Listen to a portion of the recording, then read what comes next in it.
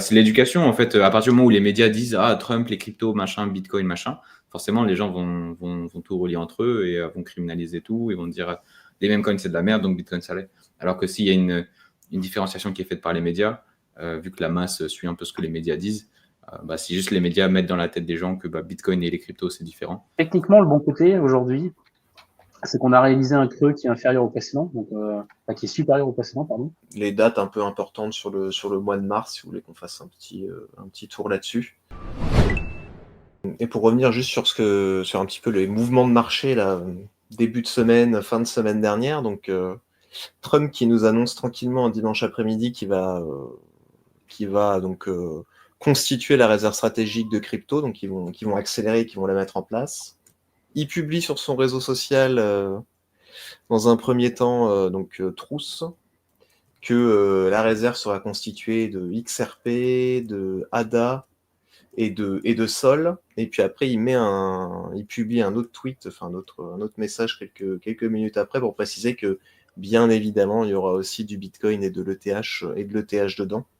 Donc ça explique la surperformance, on va dire, des cryptos comme Cardano, comme Ripple et comme Solana par rapport à d'autres crypto-monnaies. Et d'ailleurs, il y a eu quelques rumeurs entre guillemets ou suspicions un peu d'insider trading, parce qu'il y a eu un trader notamment qui avait misé en levier x50 sur je crois que c'était sur Bitcoin et ETH. Et donc il a engrangé donc à peu près 7 millions de dollars. Ouais.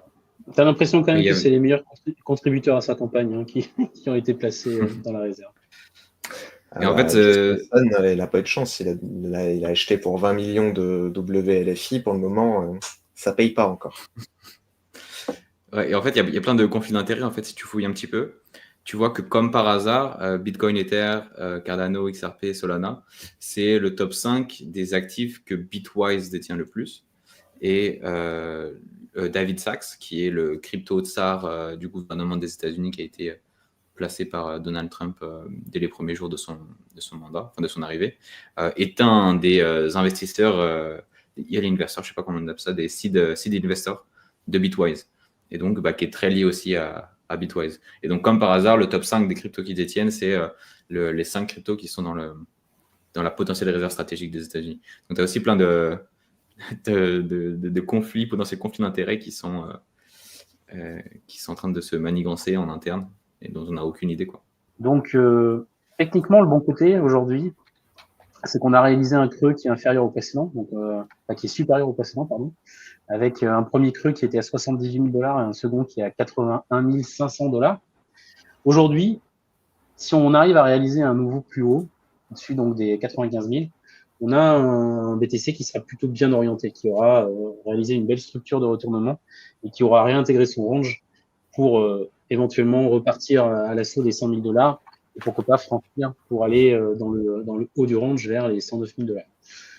Moi, c'est l'hypothèse que j'ai aujourd'hui, c'est qu'on va réussir à réintégrer, clôturer en hebdomadaire au-dessus de la moyenne mobile 20, au-dessus de la clôture 2024 et qu'on va réussir à profiter de ce momentum pour aller chercher les 109 000 dollars et pourquoi pas réussir à casser le haut du range.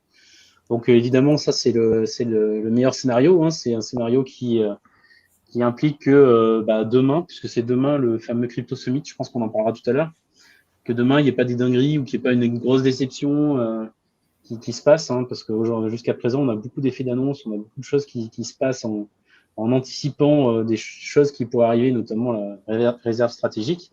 Et quand l'annonce est censée arriver, finalement, il ne se passe rien du tout. Donc, voilà, voir comment est-ce qu'il y a du concret qui arrive et qui rassure le marché et qui nous permettent effectivement de renvoyer une jambe haussière et pourquoi pas de relancer ce bull run qui est en pause depuis maintenant 2 mois, ou au contraire, est-ce que on continue à consolider et puis on structure comme on l'avait fait en 2024 avec une lente transition latérale qui fatigue tout le monde et qui met des gens sur le côté, puisqu'il y a des gens quand même qui abandonnent. Je pense qu'on en a pas mal qui ont abandonné pendant le mois de février. Et peut-être que cette ultime capitulation, j'ai dit ultime, mais peut-être qu'elle ne l'est pas. Mais en tout cas, ce mouvement de capitulation il est possible que ça soit l'excès qui nous permette de relancer, ou bien au contraire, que ce soit le début de quelque chose de plus profond et de plus deep. Et ouais, Geoffrey, juste pour te dire, effectivement, on va en reparler, mais oui, leur World Liberty Financial a acheté à la veille du du truc Summit là, de demain, pour un peu plus de 20 millions de différentes cryptos, dont de l'Ether, du Bitcoin et du Move. On va en reparler, vu que c'est un peu leur spécialité de faire ce type de move avant potentiellement une annonce intéressante. Est-ce que c'est plutôt bullish? On va voir ce que ça va donner. Comme on le disait avant avec Coban, souvent c'est pas un signe. Enfin, souvent ces annonces-là sont assez décevantes. C'est vrai que le THBTC, il est quand même pas très très joli. Après, on a l'Ethereum, c'est ce que je veux dire tout à l'heure, qui est maintenant sur support, hein, le support des 2000 $ contre le dollar, qui est un gros support. Donc, passer sous les 2000 $ pour Ethereum, c'est globalement repartir dans la zone qu'on a travaillé pendant le bear market, où on avait fait un joli triangle ascendant, et ça serait quand même pas très très joli. Donc, a priori, on est quand même sur une très très grosse zone de support qui devrait normalement faire réagir les prix. Je dis normalement parce que effectivement, on n'est jamais à l'abri qu'on aille un petit peu en dessous, mais ça serait vraiment pas très positif d'aller s'installer sous les 2000 $. On a effectivement depuis dimanche des tokens qui réagissent bien, notamment tout ce que vous avez évoqué tout à l'heure, hein, ADA, XRP, Sol, qui avait fait un magnifique rebond et qui est en train de retracer et qui montre encore de la faiblesse. Et Solana, il montre de la faiblesse depuis quelques semaines maintenant, et notamment depuis que les meme coins sont un petit peu moins en forme. C'est l'écosystème des meme coins, donc forcément, si les meme coins ne performent plus, Solana baisse un peu en productivité également, donc ça impacte son prix. Et tout à l'heure, on parlait d'Ondo dans le chat, et c'est vrai que Ondo, il a bien réagi. Le Chainlink, il réagit pas trop mal. On a un petit peu tous les tokens sur lesquels on se dit peut-être qu'il va y avoir une annonce, tu vois. Peut-être que l'Ondo, comme il était dans le portefeuille WFI, on pourrait se dire qu'il va aller dans la réserve stratégique. Peut-être le Chainlink, parce que Chainlink, le CEO de Chainlink, il est invité au Crypto Summit. Peut-être qu'il va y avoir des annonces Chainlink. Enfin, voilà, tous les tokens un petit peu qui gravitaient autour de cette thématique US ou qui potentiellement pourrait avoir des belles annonces pendant le Crypto Summit ou dans les jours à venir, sont globalement en train de faire des beaux rebonds et en train de montrer de la force. Donc voilà, comme on disait en introduction tout à l'heure, maintenant on va voir le show, quoi. On va voir ce qui se passe et s'il y a vraiment du concret pour tous ces tokens qui ont plutôt bien réagi ces derniers jours. Ouais. Je crois que c'est toi qui le disais tout à l'heure, il y avait des rumeurs où j'ai vu passer dans le chat comme quoi Trump pourrait exonérer les détenteurs de crypto qui les conservent plus d'1 an de taxes. J'ai vu passer ça plusieurs fois. Et là, on a quelqu'un de chez Bitwise. C'était toi, Marius, d'ailleurs, qui a traité la news, qui affirme que la réserve stratégique sera plus grande que les gens ne le pensent. Pour moi, c'est un peu du bullshit tout ça, mais... Ouais, il disait aussi qu'il y aurait principalement que du Bitcoin. Mais on ne sait pas à quel point. Voilà, c'est un peu son take. C'est plus de Bitcoin que d'autres choses et plus grande que ce qu'on pense. Mais ce qu'on pense, qu'est-ce qu'on pense? Qu'est-ce qu'il entend par ça? Est-ce que c'est la réserve stratégique qui a été proposée par Cynthia Loomis, c'est-à-dire 1 million de Bitcoin? Donc ça voudrait dire qu'il ferait plus que 1 million? Ou est-ce que c'est plus que je sais pas, le consensus? Donc potentiellement, il ferait, je sais pas, est-ce que 100 000, c'est plus qu'on pense? Enfin, c'est assez flou. Parce que je vois bien un gros flop, hein, moi, évidemment. Je vois le truc en mode, c'est bon, on démarre la réserve, on va prendre 20% des bitcoins qu'on a saisis et on les intègre dans cette réserve stratégique de bitcoin. Et puis voilà, on démarre comme ça, et puis ensuite, on verra plus tard pour des achats de bitcoin. Il y a peut-être Ether à côté et ensuite il y a tout le reste. Oui, ça, moi, je suis plus d'avis de dire Bitcoin et tout le reste. Mais... c'est l'éducation, en fait. À partir du moment où les médias disent Trump, les cryptos, machin, Bitcoin, machin, forcément, les gens vont tout relier entre eux et vont criminaliser tout et vont dire les mêmes coins, c'est de la merde, donc Bitcoin, ça l'est. Alors que s'il y a une différenciation qui est faite par les médias, vu que la masse suit un peu ce que les médias disent, si juste les médias mettent dans la tête des gens que Bitcoin et les cryptos, c'est différent, je pense qu'il y aura moins de gens qui seront scam par ça. Il n'y aurait pas eu autant de gens qui auraient acheté du Trump et du Melania au début. Je sais plus si on avait partagé les données, mais sur le lancement du Trump, il me semblait que environ 50% des investisseurs de Trump étaient des retail qui n'avaient jamais touché à la crypto avant. Donc je pense que si on avait fait un peu d'éducation autour de ça, on aurait pu éviter ça, quoi. Ah voilà, c'est moi j'ai trouvé. C'est Artemis qui avait fait un truc comme ça. Les pays qui ont le plus tradé CAR, je sais plus ce que c'est CAR. Ah si, c'est le même République coin. centrafricaine. Ouais, c'est ça. République centrafricaine. Et donc pas mal, la France quand même, quatrième position, score honorable. Score honorable. Avec le CAR qui a été le plus tradé que le Trump en France. Rigolo. Ouais. Je serais curieux de savoir comment est-ce qu'ils ont calculé quand même ce type de données-là. Et pour les mêmes coins, les mêmes coins, de toute façon, c'est la tourmente en ce moment. C'est la tourmente. Bah, ça bon, ils ont eu leur période d'euphorie. Ça corrige, c'est normal. Hein. Les gens en ont marre. C'est bon. Pomme.fun qui chute à moins 95% en termes de volume. Bon, après, c'est les tendances en crypto. Hein. Ça va, ça vient. Hein. Bon, là, actuellement, je sais pas trop quelle est la tendance en crypto. Je sais pas. Qu'est-ce que vous en pensez dans le chat? C'est quoi la tendance actuelle là? Tout ce qui est agent IA aussi, ça s'est pas mal atténué. Il n'y a plus que Bitcoin maintenant. La tendance. Les crypto US. Regarde ADA, XRP. XRP, il est résilient sur le marché. Depuis qu'il a explosé avec l'élection de Donald, il tient bien. Il tient très très bien. Ouais. Donc après c'est pas récent en fait, ça fait un moment déjà que on a constaté que le Bitcoin n'est pas du tout une valeur refuge, mais donc on le confirme au fur et à mesure et on voit toujours pas de valeur refuge, toujours pas Bitcoin être considéré comme étant une valeur refuge. Bah, je suis à moitié d'accord. Comment dire, pour moi, Bitcoin est obligatoirement est quand même une valeur refuge. C'est juste que forcément, quand tu as des gros mouvements, quand ça touche au lien entre la Chine et les États-Unis, les acteurs vont pas forcément se tourner vers Bitcoin, ils vont se tourner vers la valeur refuge par excellence depuis des millénaires, etc., vers des ETF, vers ce qui est facile d'accès rapidement, donc du cash ou de l'or. Et donc c'est pour ça que ces dernières semaines, l'or surperf tous les marchés. Le Bitcoin est extrêmement corrélé au Nasdaq et au S&P. Est-ce qu'au final, le Bitcoin ne devient pas un actif financier alternatif au S&P et au Nasdaq? Et donc, au final, on a été... on a entre guillemets un petit peu échoué. Et au final, on est sur un actif... Bitcoin est devenu un pur actif spéculatif. Mais je pense pas qu'on puisse dire qu'on a échoué. Je pense que c'est vraiment du moyen terme, tu vois, que le temps que les gens comprennent vraiment l'intérêt de Bitcoin et ses qualités. Et donc forcément, pour un investisseur traditionnel, quand il a l'habitude de trader du Nvidia, des obligations, de l'or, etc., il se dit Bitcoin c'est risqué, c'est hyper volatile. Donc c'est logique qu'on voit ça.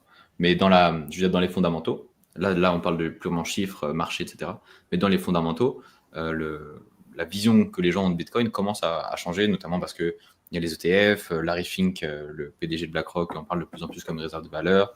Il y a Michael Saylor, il y a Trump aussi qui en parle de réserve de valeur. Donc pour les États-Unis, il y a déjà ce changement d'image qui est en train de s'opérer. Après, forcément, dans le reste du monde, ça va prendre plus de temps. Mais je pense que c'est l'image de l'or numérique qui fait son chemin. Parce que les gens visualisent bien ça. Et je suis assez d'accord avec ce que tu as dit, Marius. Une exception près, c'est que je pense qu'effectivement, aujourd'hui, c'est un actif risqué. Il n'y a pas de doute du tout là-dessus. Mais je suis d'accord avec toi que ça fait son chemin. Et il est effectivement possible que l'idée qu'on a de Bitcoin, elle évolue et qu'on arrive à terme, à moyen ou long terme, à en faire une réserve de valeur, effectivement. Mais pour l'instant, on est encore très corrélé à la tech, on est encore un actif risqué, ça fait pas l'ombre d'un doute. Et donc, durant ce qu'on peut appeler cette crise-là, on a eu une explosion du cours du Bitcoin de manière générale dans le monde. Bon, en 2013, on était quand même, c'était beaucoup moins développé. Mais on est passé de 40 à 72 $ sur le cours du Bitcoin. Et je crois que Chypre était un des principaux, les Chypriotes étaient un des principaux détenteurs de Bitcoin. On a vu aussi un petit peu ça en Chine, quand les capitaux des riches Chinois voulaient fuir le pays. On a vu qu'ils transformaient une partie de leurs avoirs en Bitcoin. Donc potentiellement, Bitcoin pourrait devenir une valeur refuge dans ce type de situation-là, beaucoup plus simple à échanger, acheter et à déplacer, on va dire, que de l'or. Ouais, bah c'est un peu ce qu'on disait pendant les élections où c'était encore dans le flou qui allait être élu, où on avait d'un côté Trump pro-crypto et j'ai oublié son nom, Harris anti-crypto qui voulait presque bannir tout ça. Et moi, je défendais la thèse que si on avait un bannissement de Bitcoin aux États-Unis ou dans d'autres pays, au final, ça servirait Bitcoin et on aurait une adoption mainstream beaucoup plus rapide. Et donc là, c'est un peu le cas pratique que si on a vraiment une ponction, une saisie des épargnes des gens, on pourrait avoir plein de gens qui vont s'orienter vers Bitcoin pour éviter ça justement. Et il y a Raziel Kras qui dit pendant l'épisode du Liban, y avait-il eu du mouvement alors j'avais plus exactement en tête, mais oui. Tac, où est-ce que c'est? Au Liban, le Bitcoin est en train de devenir roi. Donc l'article, il datait de 2020, février 2020. Et donc il y avait eu une explosion a priori de vente de Bitcoin en pair à pair. Il y a du WhatsApp ou autre. Pour justement s'échanger les bitcoins et fuir un petit peu le système financier et les banques. Puisqu'on a c'est surtout le. Vas-y, excuse-moi. Non, je rappelais juste qu'il y avait une crise bancaire importante au Liban en 2020. Ouais, et surtout dans ce genre d'endroit et de contexte économique que aussi les stablecoins par exemple peuvent être très utiles. J'avais écrit aussi un article sur l'adoption de Bitcoin en Iran. Et en fait, ce qui s'est révélé, c'est qu'il n'y avait pas que Bitcoin qui était utilisé, mais aussi beaucoup les stablecoins. Et en fait, quand quelqu'un est interdit bancaire ou se fait saisir ses fonds, naturellement, il va aller vers la monnaie qu'il connaît le mieux, la plus solide qu'il peut avoir, c'est du dollar. Ce que s'il ne peut pas en avoir en physique et qu'il ne peut pas en avoir sur compte bancaire, la meilleure option reste les stablecoins, en avoir sur Tron ou autre, même s'ils peuvent être aussi saisis, ça reste plus compliqué. Que d'avoir un compte bancaire quoi.